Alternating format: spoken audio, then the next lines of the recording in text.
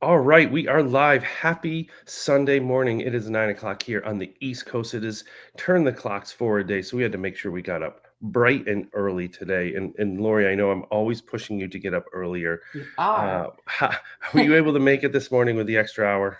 Yeah, absolutely. I mean, the nice thing is the iPhones fix themselves. So, like in my mind, it was that I got up at the right time until I saw the light or the clock on my coffee maker, and I'm like, oh, it is an hour earlier, but I'll be good. It'll be good. Yeah, I did this. I set my alarm just in case it didn't. Like I'm still in that. Like I don't know why. I feel like my mother today. I'm not gonna lie to you because she doesn't trust the GPS. Like she doesn't use her phone for the GPS. She doesn't. I'm like, Ma, of course it's gonna work. And then last night I'm like, let me set my alarm just in case the clock doesn't change on time. And of course it did. And then I wake up like, oh my God, I feel like Gene Joseph. What am I doing this morning?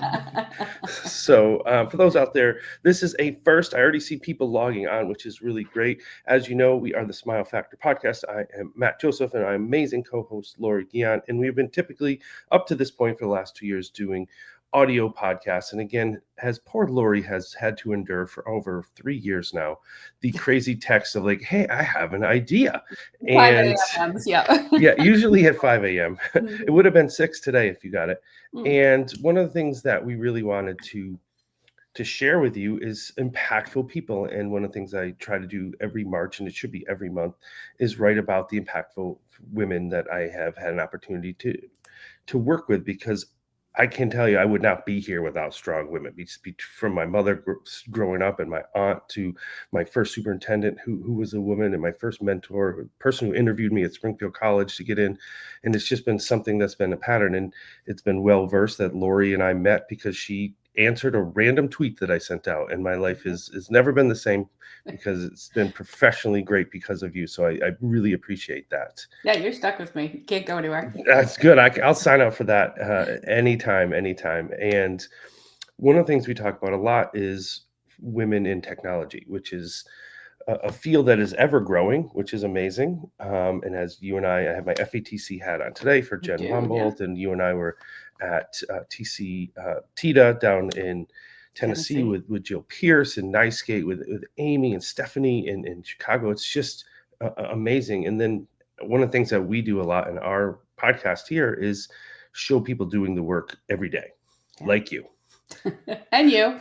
We're both Yeah, doing the work.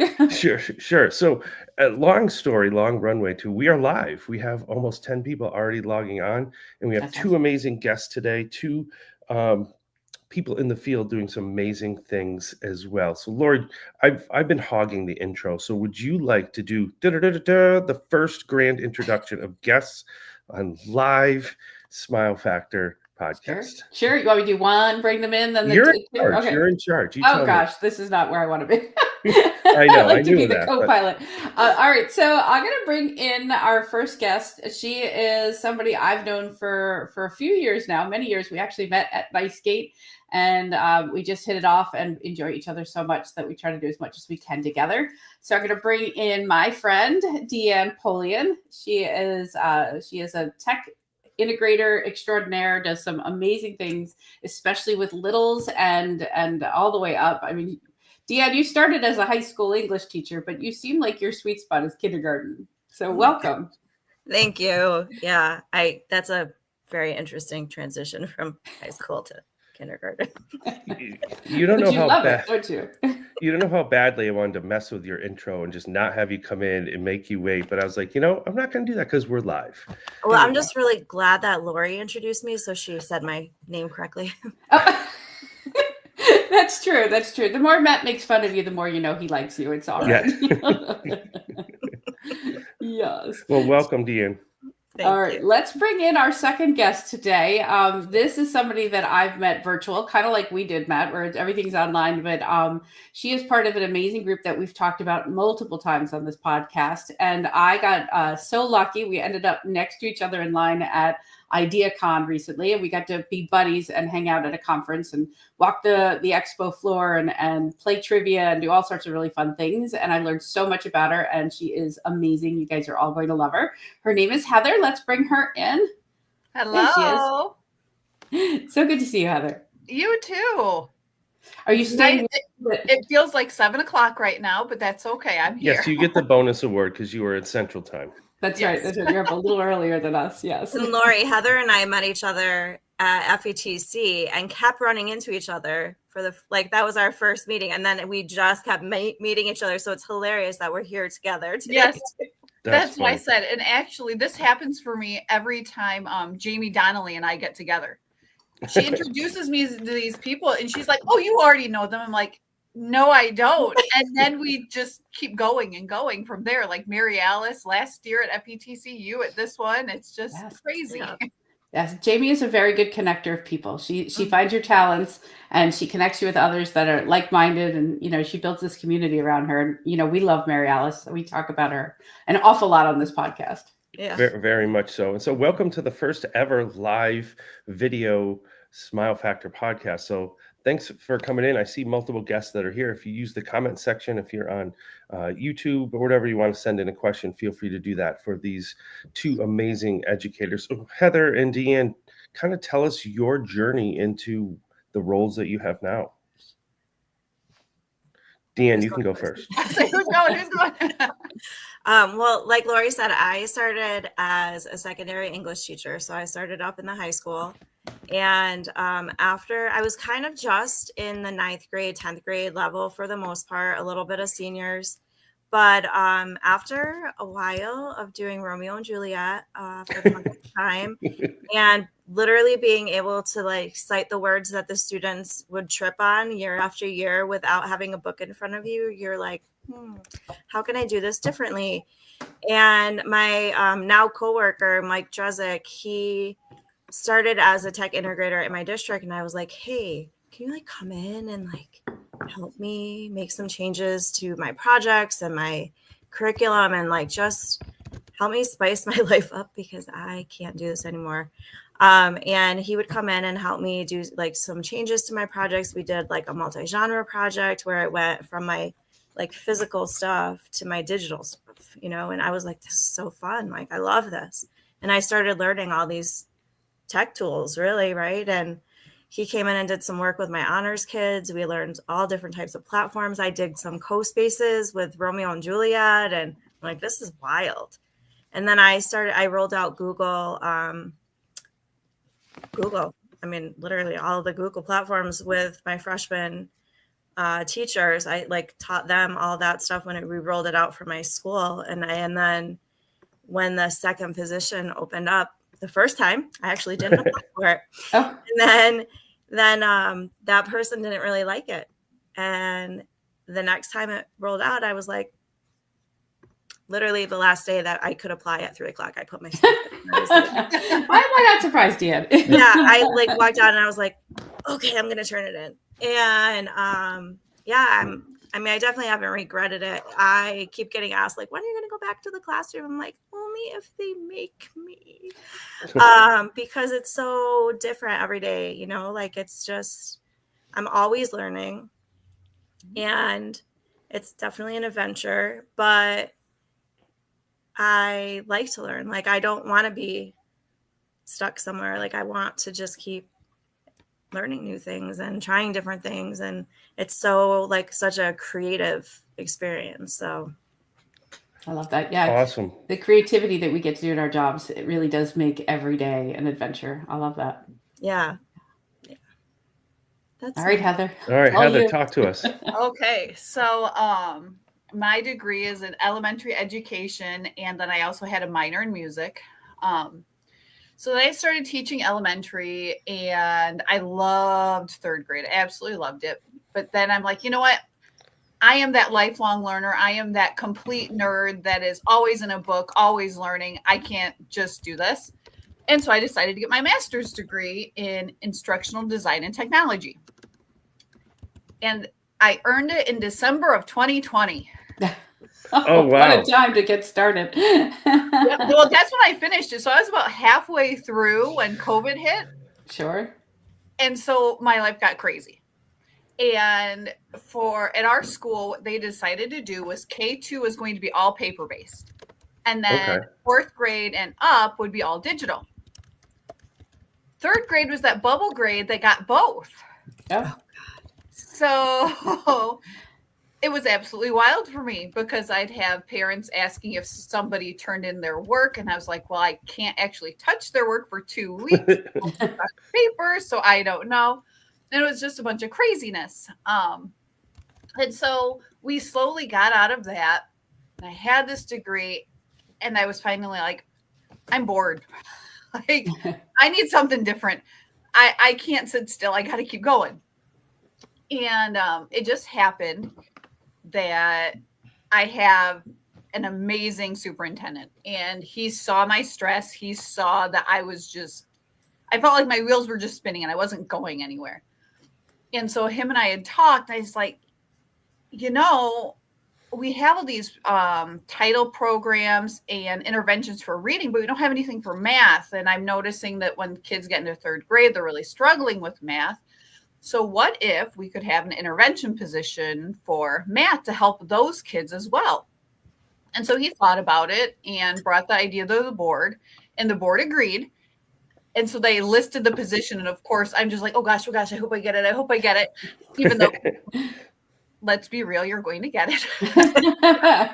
And so I started doing that. Well, then as I was doing that, it's kind of funny because it was via tweet that Amanda Fox was working on her Canva Classroom book. And she was asking people if they had any templates or things like that she could use in her book. Well, I had done this really fun brochure where 3rd graders got to make their own pizza company and talk about fractions. And they had to talk about equivalent fractions. And Oh, wow. It was just a fun activity. So I gave it to her and she used it in her book. She sent me the proof of my page and she's like, just make sure I didn't make any mistakes. And I read through it and I found a few little typos, nothing major. And she was like, I can't believe you found those. Like, I'm a pattern person, so I love finding these things. And so she had me copy edit her entire book. Awesome. And kind of give you an idea about where I live, she wanted to pay me via Starbucks. And she's like, wait, you guys don't have DoorDash. I'm like, no, we don't. Sorry, now we do, but we didn't back then. So it was just kind of a funny thing. So then that got me connected with her and got me really into the EdTech world. But then I was only doing math interventions. So like, oh my gosh, there's so much I could do that I can't do and it's driving me crazy. So of course, I just put more stuff on myself all the time. And on Fridays, I only did testing for my progress monitoring for my intervention kiddos. And I was like, oh God, this day is so boring. And a lot of times it's on the computer. They don't really need me to teach it. What can I do? So I decided to, again, talk to my superintendent, say, hey, what if we had like a STEAM special just on Fridays where normally they'd have music on Tuesdays and Thursdays. And again, you talk to the board and they're like, sure, why not? And so suddenly I'm teaching STEAM. That's great. And then Amanda introduced me to Teacher Goals, and they started with me as a copy editor. And then from there, they were realizing all the graphic things I could do. And so now I'm doing interior designs for them as well. Since April of 2022, I have contributed to, designed, or copy edited 11 books, with the 12th on the way. That's amazing. And then suddenly last year, Christy Cloud put out a prompt for making yourself a superhero. And then we created the Edu Guardians. It's kind of crazy how it all worked.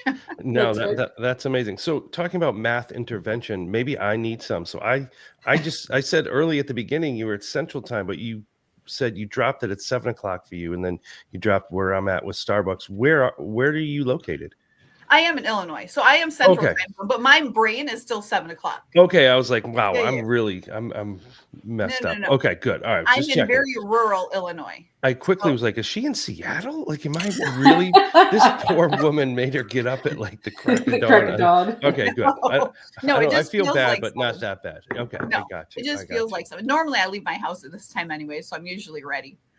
But So one of yeah, the I'm in things, very rural Illinois. I actually live in the hometown of Ronald Reagan, which most people think he's from California, but he's actually from rural Illinois.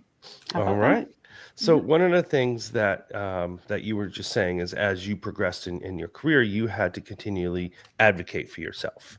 Yes. And sometimes in our field, and again, in some range of that, Lori advocated for herself when she said, "Oh, I can help you with that." Like, it took some risk as well. And think as we move to have more women in education, in technology, STEM, how the three of you advocating for yourselves, because you're all incredibly talented, but sometimes, sadly, the talented people get passed over. So how do you all do that?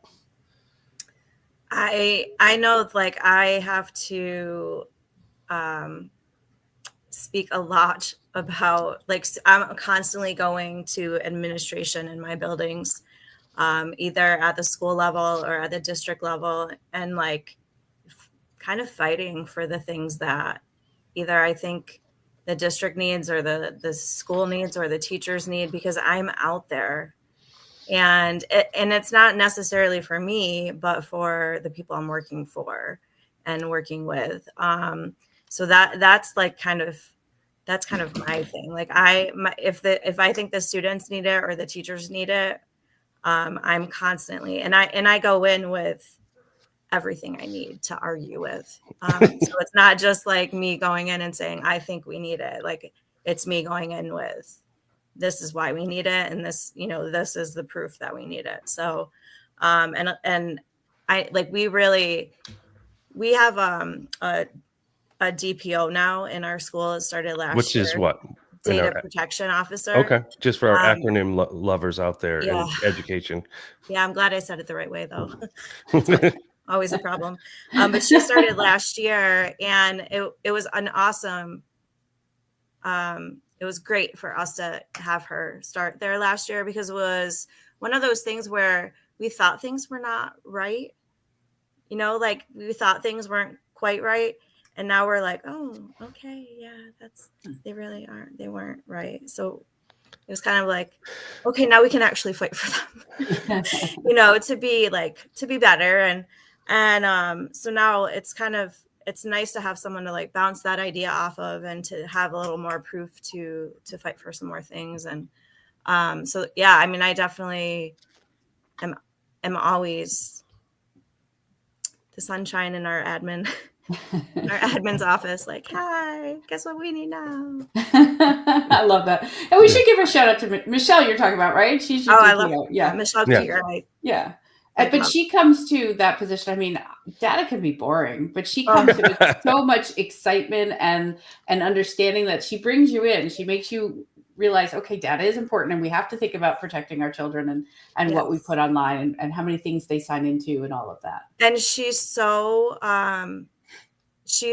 concerned about making sure what she shares is relevant and also accessible for the people she's sharing it with. Like, she's constantly like, hey, can you look at this and make sure they're going to understand it?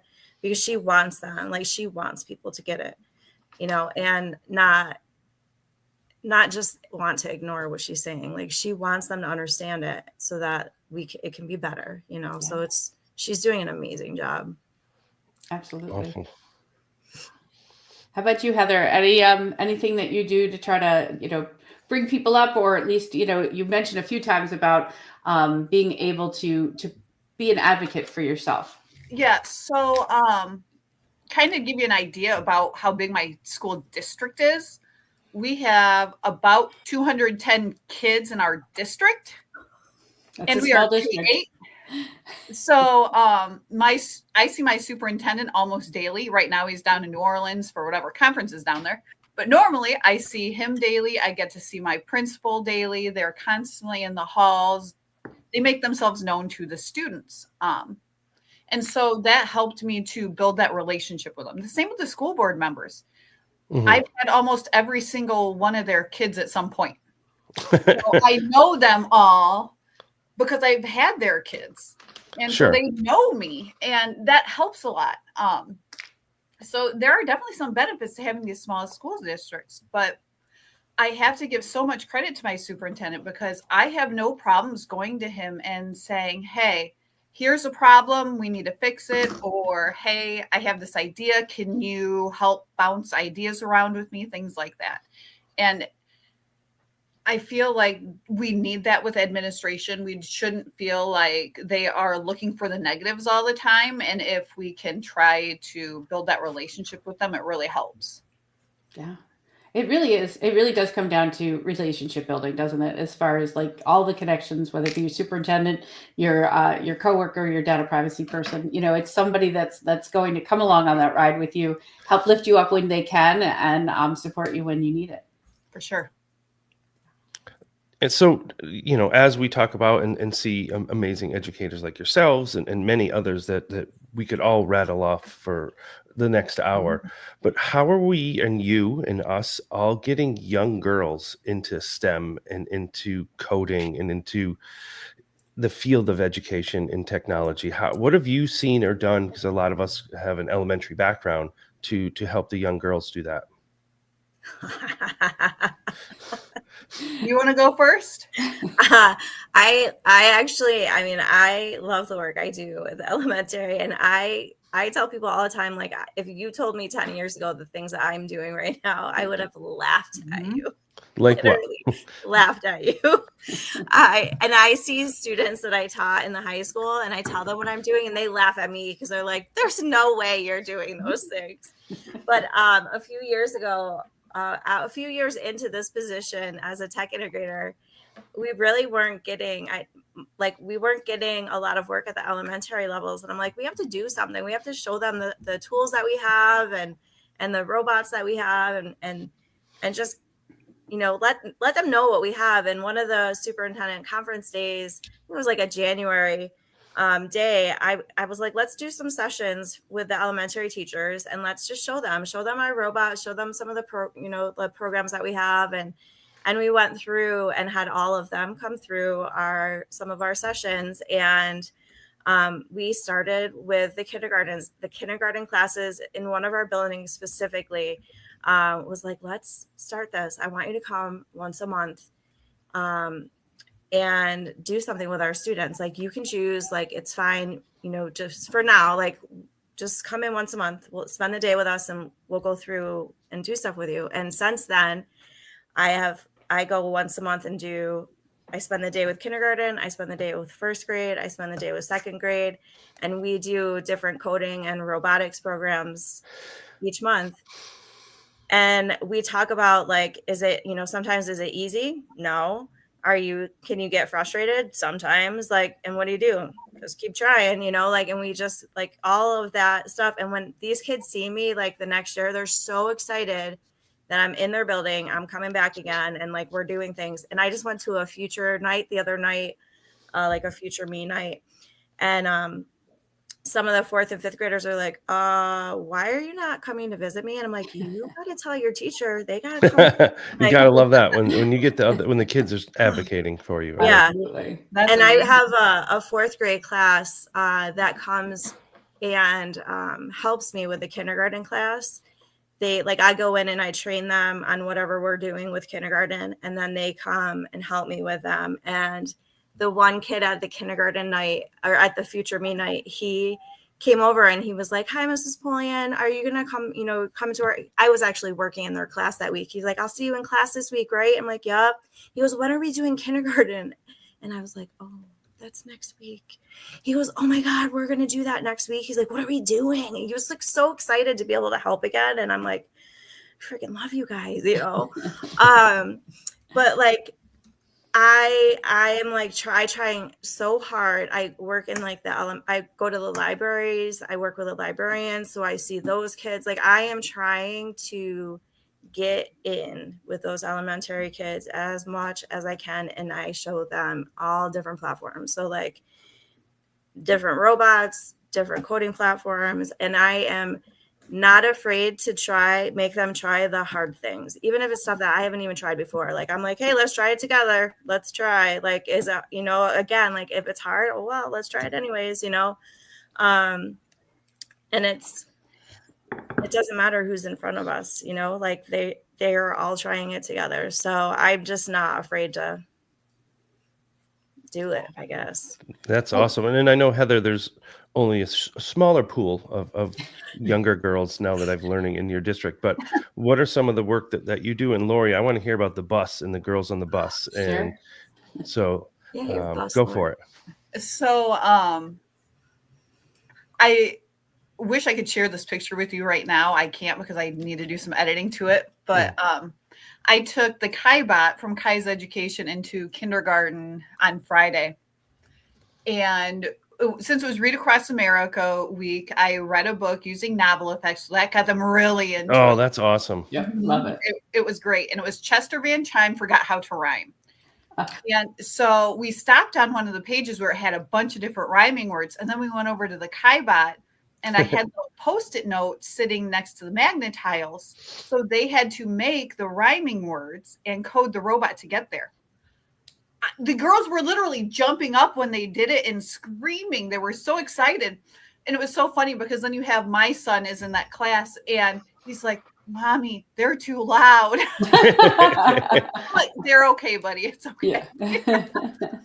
And so when you get them that excited when they're that young, it's great. And normally I don't push the tech part like with the screens too hard. Mhm. I'll do a lesson here and there with kindergarten, first grade, but once they get into second grade, then I introduce Canva. And the girls get so into it because they can be so girly and they can add glitter and they can do all the crazy stuff. And so once I have them hooked on that, then they can do anything.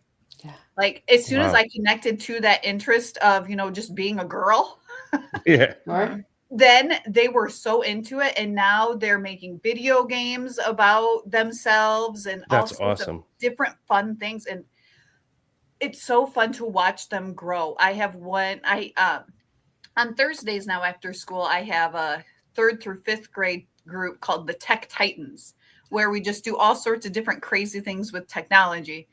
And I had one girl who had to miss last Thursday, and she came to me in tears that morning. She comes up, Mrs. Brown, I have to go to the dentist. I can't be at Tech Titans, but I really want to. Can I do the work at home? And she was just like so That's excited amazing. about it and so upset that she had to miss. I'm like, it's all good, girl. Don't worry about it.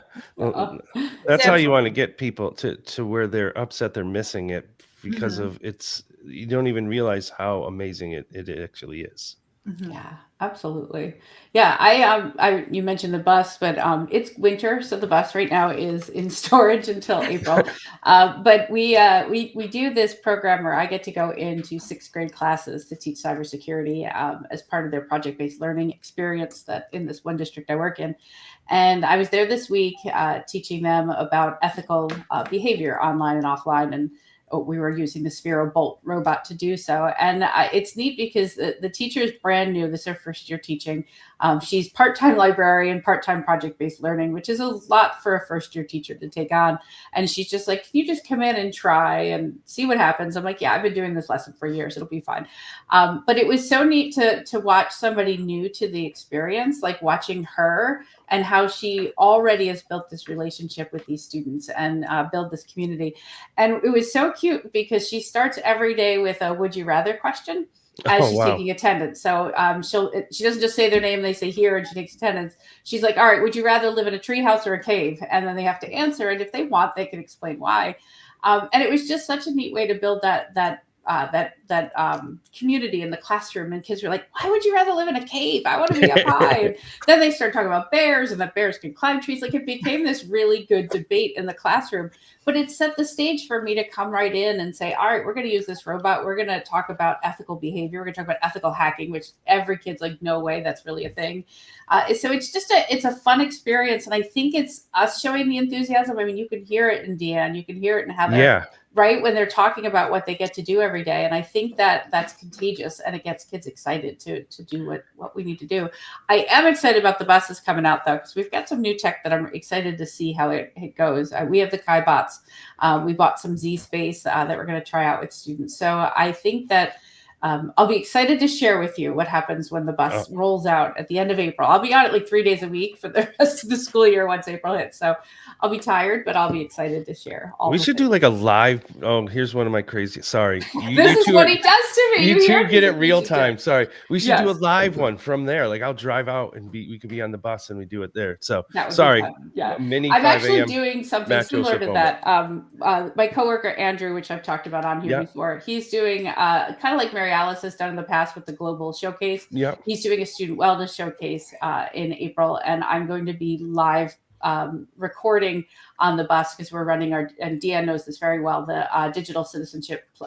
We do the Digit Carnival. So I'm going to be recording the carnival live. So it'll be fun. Oh, fun. That's awesome. And before we wrap up part one of what we're doing, and for our video audience, don't go anywhere because we're staying tuned with these amazing women. But I bring this up because for me, my professional career has changed multiple times for the positive because of just a moment in time. And I've shared a lot of time, but when I was a principal in my first year being a principal, I had no business being a principal. First of all, I was hired because I was going to be the new superintendent's minion and just do whatever they said.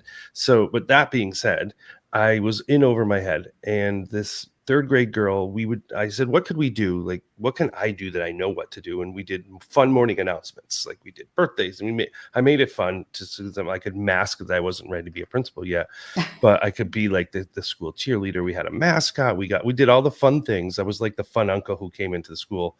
I didn't do my job, but I was the fun uncle. So this third grade girl says to me, my grandma wants to see me do the announcements. I'm coming up. And I was like, oh, okay, have her come in. And she's like, she lives in Florida. Now, this is 2006. Yeah. That was my first year as a principal, 2006. And I was like, oh, sweetheart, I don't know how she's going to do that. And like her face, like I felt like I took her Christmas presents away. So I was like, let's figure this out. And that's when we started the online podcasting of our morning announcements in 2006. And I had her help me in two of her friends. I let her pick two friends. They were girls. And then a boy who happened to be the son of the president of the PTO. That doesn't hurt, just being honest. And we started to podcast our morning announcement. I've shared a video a couple of times in some of the sessions I've done. And at that time, this is how long ago that was. We were invited to, at the time, it was called NEC, was ISTE. Before ISTE was ISTE, it was called NEC, the National Education Computing Conference. That's how long ago this was. And me and these four kids flew down to Atlanta, Georgia. That's when like those poster sessions just started. Again, this is old. And it was a huge hit, and like people started to take notice. I'm not saying it about me, but that's where like some of the national stuff I started to do happened because this third grade girls like, hey, I want my grandma to listen to me. And we started an iWeb and used GarageBand, and we started to record, and we posted on our website, like our word of the day. And one of the things, not to get too super emotional on here, but this is why it's so important to me. When she graduated, her dad asked me to do like a little talk because she's going into like computer science. So wow. Those are the things that, you know, we think about for our young. Again, I'm super biased for elementary because that's been my kind of trajectory, but super biased for all of that and the importance of having young girls get excited. So Lori, Heather, Deann, don't go anywhere. We are going to continue with this on part 2. We're going to dive into some things I was thinking about on some a little bit more edgy stuff about bias in the field, or as many of us recently were in Florida for FETC, and I know Heather's going to be part of the team doing a keynote in McCall. How are we promoting our women educators into the stage, into the bigger scenes? And I think that is coming up in part 2. And we are going to go into our SMILEFactor in part 2, so don't go anywhere. Dan, thanks for joining us as well. And we have almost 20 people here now, so that's super exciting. As Dan did throw some things in the chat, because we're going to start hitting up with our second part 2, so don't go anywhere. All right, we're going to dive right into part 2. And I think for me, welcome back, everybody. For those who are listening on the audio portion of this, go back and listen to part 1, because it is such a great conversation. And I am Matthew Joseph, one of the hosts of the SMILEFactor podcast, and I'm here with my amazing co-host, Lori Deann, and 2 unbelievable educators. So Lori, Deann, Heather, you made it through part 1. How you doing? Wonderful. So as we were sitting here, I thought of a really positive about this time change for Okay. today. So for those who are Because of just this listening, time part 2, change, Heather is behind us in the time. yes. So because of this time change, my husband and son are still asleep. There That's you go. always a That's nice bonus, right? bonus. Quiet in the house. That's great. All right, so I was thinking, something that's in top of mind for me, and I'd love to hear your thoughts. Is I was at an RTM event in Boston, New England Innovation Summit, and this fabulous superintendent. She's like 38 years old, superintendent in Central Falls, um, Rhode Island. She ran a session about empowering female superintendents and how do we, get more women into the superintendency. And one of the stats that she put up, which was mind blowing. Again, I'm 50-year-old white central office person. I know I'm in the majority of every stat category there could be. That she put up that 75% of all superintendents or assistant superintendents are men, and 75% of teachers are women. Like, and I was just like blown away. Again, I'm one of the few men in the room. I was like, okay, how do I be part of this conversation? I just sat and listened, and I knew better. Good job. I didn't mansplain anything to all the ladies in there. Good. But it was so powerful to hear her story. And then it was like, wow, how do we do this for other people? So how are you seeing, because you're all in some leadership capacity, regardless of titles, how are you seeing that? How are you doing it? And how are you seeing other women promoted up through the ranks? Who wants to take this one on first? Sorry, I'm reflecting and thinking. I know. Yeah, all right, while you guys think, I'll go because I can certainly do it. So I was a 6th grade teacher, as I believe both of you know, or I know some of you know. And when I was moving into the tech integration role, which I wrote what I wanted the role to be when I went into the interview, and I literally walked through my job application as this is what I think I could do. And I was fortunate enough to get the job. But being new to the job, I really didn't know what the job really was. I mean, I had written the description, but I didn't know anybody who was doing the job. And I was fortunate enough, there was a principal at one of our local schools that had met me through a conference that I had presented at. And she connected me with a group of other women that were kind of coming up the ranks. Like they were tech integrators in their districts as well. So it was a group of women. There were about 6 or 7 of us that would meet once a month in one of our districts, and we would just talk. Like, no agenda, just what are we doing? How are we doing it? What are our goals? In the summer, one of the women in the group had her parents had a house on Lake George, so we'd go and sit outside, and it was just lovely, right? It was time to like just kind of figure out what our jobs were. And unfortunately, we don't meet anymore because we've gone in so many different directions. But it really was a lifting up of each of us. The job I have now, one of the women at the time had my job. And when she left, I was fortunate enough to come into what she's doing. She's now the business manager for one of the districts around here. So she's kind of moved up several times since.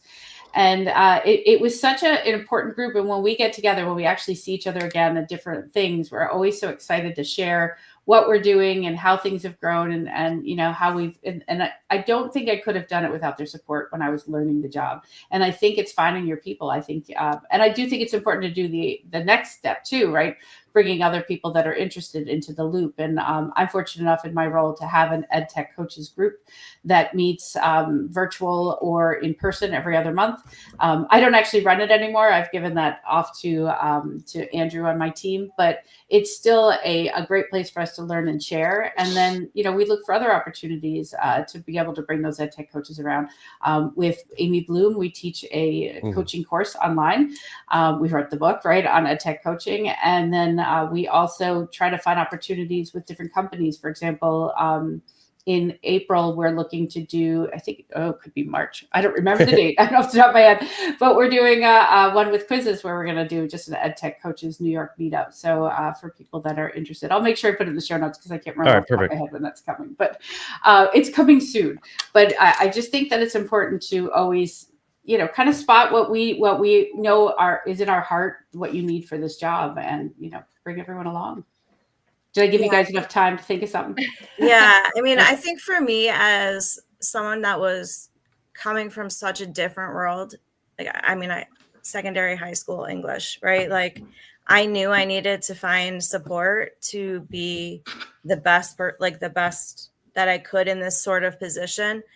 I definitely relied on the BOCES has the Tech Integrator Forum, and even just finding my people at conferences and Amy Bloom, Lori Guion, hi, I couldn't have found a better group of people to support me, right? And Tech Integrator, the Patrick, I don't know if I could have survived my first year as a Tech Integrator if I didn't have Patrick. He was my cheerleader.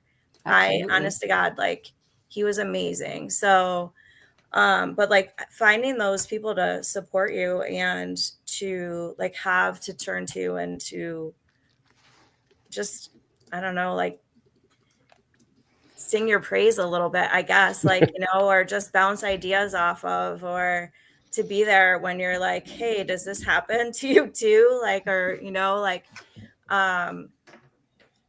Is so important. And just, I don't even know, I guess I'm not really answering the female part of it, but just to know, That's a good thing, because you're just talking about it in general, which is should be. Yeah, well, it should be, but I get it. It's not always that way, but I mean, finding your people and finding a way to find some support to keep going and to keep finding those next steps for yourself to make it, get yourself where you want to be, I guess, whatever that next place is. I don't know. Awesome. So, while the principals and superintendents are usually seen as the leaders in the building, they have jobs I personally would never want to do. I don't want to deal with the stress of dealing with angry parents. I don't want to have to decide if a student should just have a detention or a suspension or whatever. I don't want to have to sit and write grants. All that is not my thing. No. At all. I'd rather be on the creative side where I get to play with the kids and have fun. And so realistically, even though I'm not in a leadership role in my building, I think of myself as a leader in my building. Mm-hmm. Because I'm sharing what I have learned. I am giving teachers ways that they can use all these things in their classrooms. The founding 5 of us from the EduGuardians are all females. Mm-hmm. But we don't only allow females with us. We invite the males along too, obviously. And with what's great with the 5 of us is that we all teach different things. We support each other.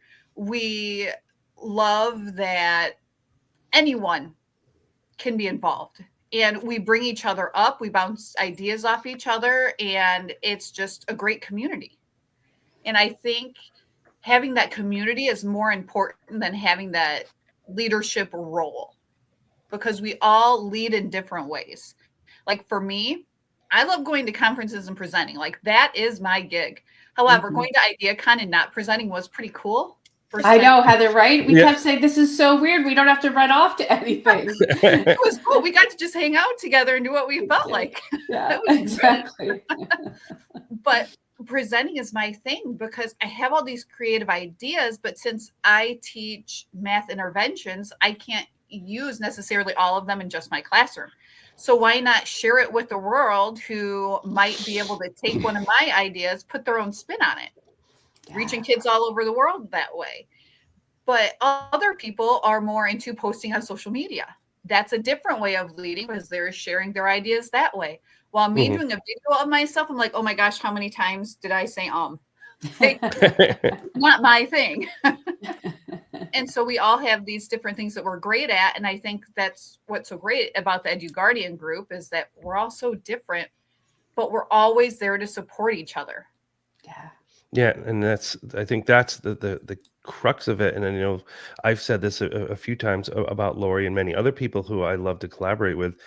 It's because you do things better than me in whatever that realm is. I don't know about that. Yeah, it's true. It is true. You can own it. That part of the work that you do, I don't do. So to have a whole kind of session or a whole talk, I wouldn't be as authentic, kind of being like, yeah, when I was in the classroom doing this, and I'd be like, yeah, that's not what you do. That's so So 10 years ago. yeah, so I think having that's important. So I just want to make sure I just went over to make sure I had her name, Dr. Stephanie Downey Toledo in Central Falls, Rhode Island. I wanted to make sure because the session was great. And one of the things as you start to do more national work, all three of you, and we know some of the people who are the main pictures on the papers, often Sure. in the flyers, and it's been great. I got to give a huge shout out to Nicegate and Amy and Mary Beth, because this year all three keynotes were women, all 3 days, and it was great to see. And I know, Heather, you're going to do down in McCall, and Lori, you were one of the feature speakers when we were in TETA and had your book signed, and it was great. How can we overcome bias that it doesn't just have to be the same old boys club of the speakers or the same old people that are doing it, because you're starting to have a presence at multiple national events? What are some biases that are out there that you're like, all right, that's not true? That's a good one. I'd like to hear, as we talk about that, like, Heather, explain what you guys are going to do at McCall. Where is McCall, first of all? McCall, excuse me, is in Detroit, Michigan. Okay. What's really neat is it's like a day or two after our 1 year anniversary of Christy putting up that post. Oh, that's awesome. It's a fun venue too. I went 2 years ago. It's a fun venue. Oh, we are super excited. But their whole theme for the conference is keeping the human in the loop with AI. We are still important. Critical. Yes. And so the four of us were talking about things that we can do that AI can't necessarily do. And mine came down to creativity, because it's not just this reminds me of Lori's book, actually. How Amy's the artistic one who draws and does all that stuff. That she is, but yes. Lori's more of the problem solver, puzzle fixer type person. And that's me. I'm the creative one. You give me a problem, I'm going to find 50 different ways to solve it. I'm going to tinker. I'm going to play. And I can't tell you how many times I've tried to use AI to do something. I'm like, no, it's just not right. So if you true. try to make a dinosaur using AI image generators, that doesn't do so hot. It thinks that all dinosaurs should be a T-Rex. So if you type in a long-necked dinosaur, it's a T-Rex with a long neck. Dinosaur, it's still a T-Rex. It doesn't matter. Excuse me. That is so true. Yeah. So I'm focusing on creativity. And then Farmer Fobs, this is going to completely make sense, is focusing on the authenticity of the person, because she's very unique. But of course, it's not on authenticity with her. It's authentic country with her. So I love that. That's so her. Very. And then Larissa is going to talk about the relationships and building and how that is improved with the human interaction rather than just the AI. And then Christy is talking about empowering others and building each other up. And as we were talking about this, I was like, I see a pattern here and I haven't figured it out yet. And so these three are just talking away. And of course, I'm distracted figuring out what this puzzle is because I'm the creative one and I found a problem. But when you put them all together, just the first letters, it spells out the acronym CARE. Oh, wow. Oh, wow. Completely unintentional. Mm-hmm. It just happened. And that is really what it's about. It's about the human. We can care. We can be creative. We can be authentic. We can build those relationships and empower others. And so that's what our keynote is pretty much about for McCall, is we are still important even in the world of AI. I love that. And I mean, when you're talking about bias, if you had thrown this into AI and asked it to pull out something, I guarantee it never would have figured out CARE, right? It would have given you all this generic, things. It never would have pulled that human side to it. So I think you're right. AI is a great sidekick. It's a great, thought partner, but it is not going to be the end all be all on figuring things out for us. And I think that proves it right there on what you're looking at for a keynote. Right.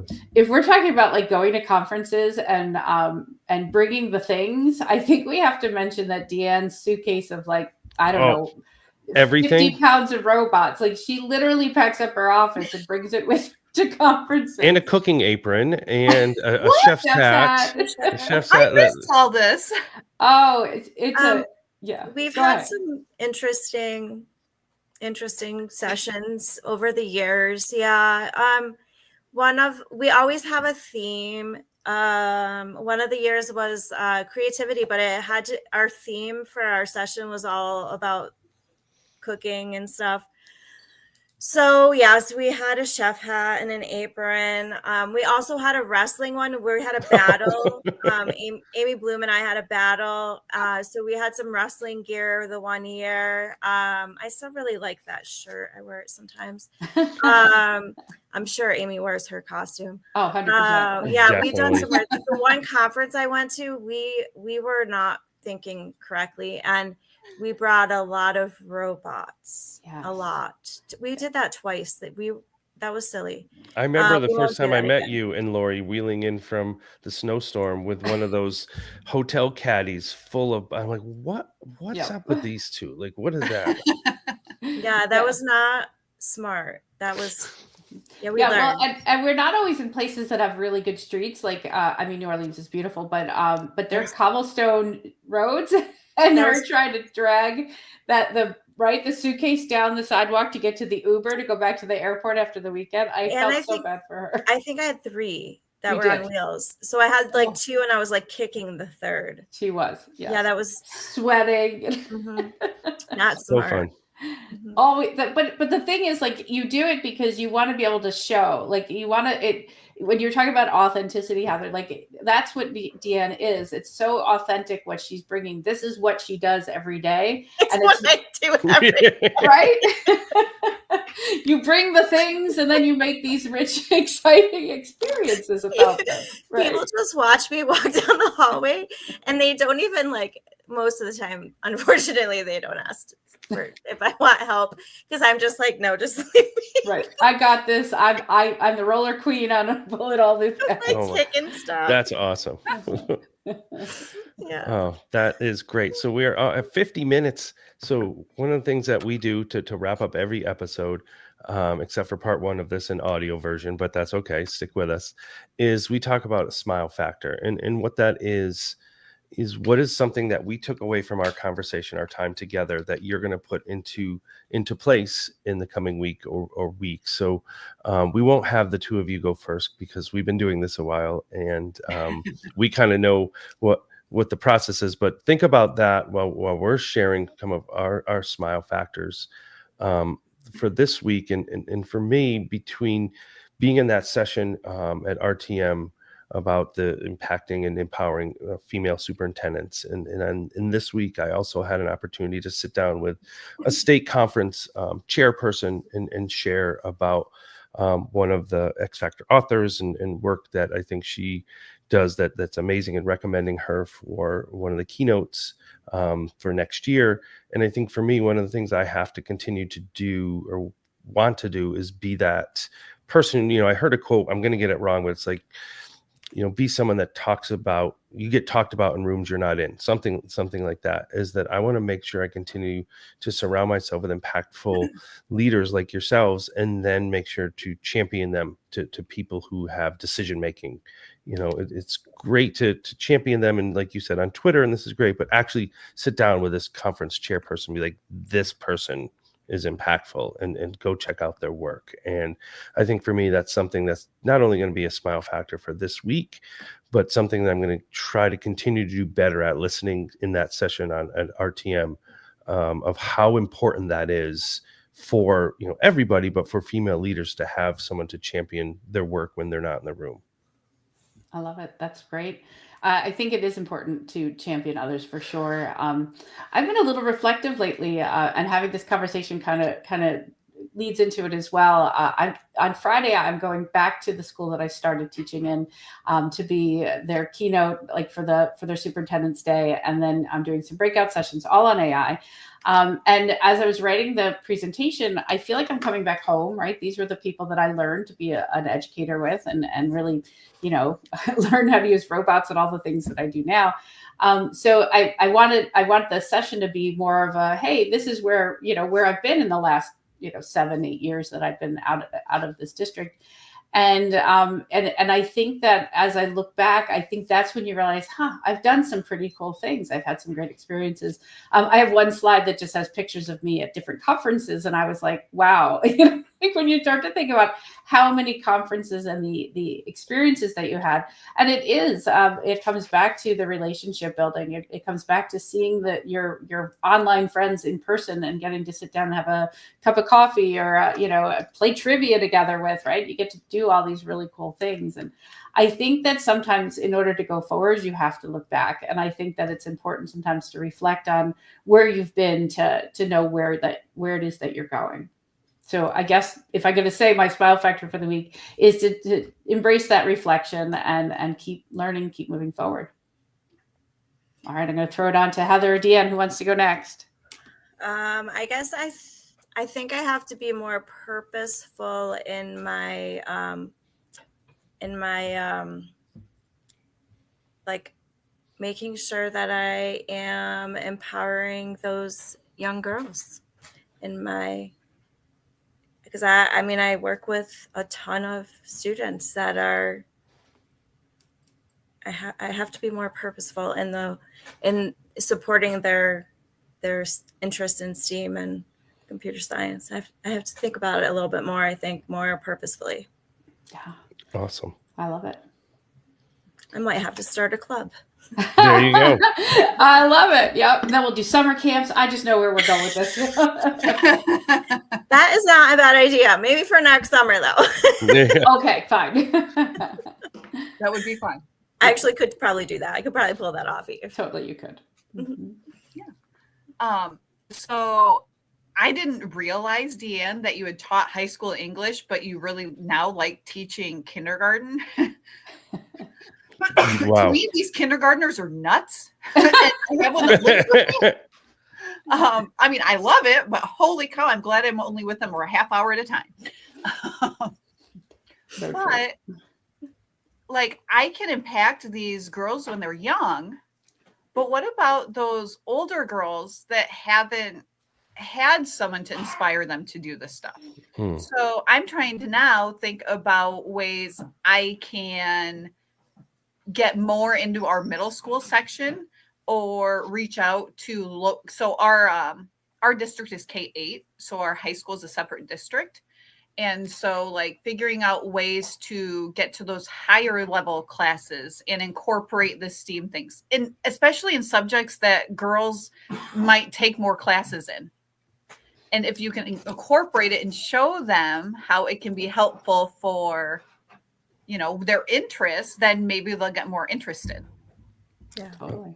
I like it. I'm going to give a shout out to Christine Bemis, who just sent me a screenshot of watching it from her living room, and she's taking care of another amazing person who I got to meet through my professional work. And actually, fun fact, of non-Boston College folks, she's the first person to read my dissertation and then stalk me until now. We walk our dogs every week when it's not too cold. So just an amazing, amazing teacher as well. And I think that's an important piece, not necessarily smile factor, but just to wrap this up, as Heather brought it up, and I know Christine, who's a second grade teacher, talks a lot about it, is that you do what's your passion. And whatever that is. And I think we can empower our, leaders in general, but continue to rise up all of our aspiring and current female leaders and speakers and authors and designers to do what they love. Like, that's the best we can do, because then they're going to just thrive in what they do. And I think that's why, selfishly, I think Lori and I have been successful in our work is because we do different types of things. And I think it complements the work that we do. So Heather, thanks for getting up super early in your quiet time before anyone in the house wakes up. Deann, thanks for jumping on and sharing in your work. And Lori, as always, it's always great to see you and connect and run my crazy ideas by you. Yeah, I think you only had one during this hour. So only one this hour. Only one that he said out loud. That's true. That's once true. I caught myself. Yeah, it's past the crazy idea hour. That's usually the 5 a.m., but it just came to me there you go. at that moment. So for all of you, thank you for coming on, jumping in. For our audio listeners, if this was the only one that you listen to, go back and listen to part one as well, because Heather and Deann have so many great things to share as well. And for all of you out there who are watching for the first time, thanks for tuning in. Maybe we'll do something like this again. Going forward, make sure to continue to subscribe. We do have now our video, another crazy idea I had, our video Smile Factor. Each week, we're going to capture that on video, as well as our continued audio Smile Factor podcast. So subscribe, continue to send us ideas, and as always, make sure to continue to smile on. Thank you, everybody, for joining. Thank you. Bye.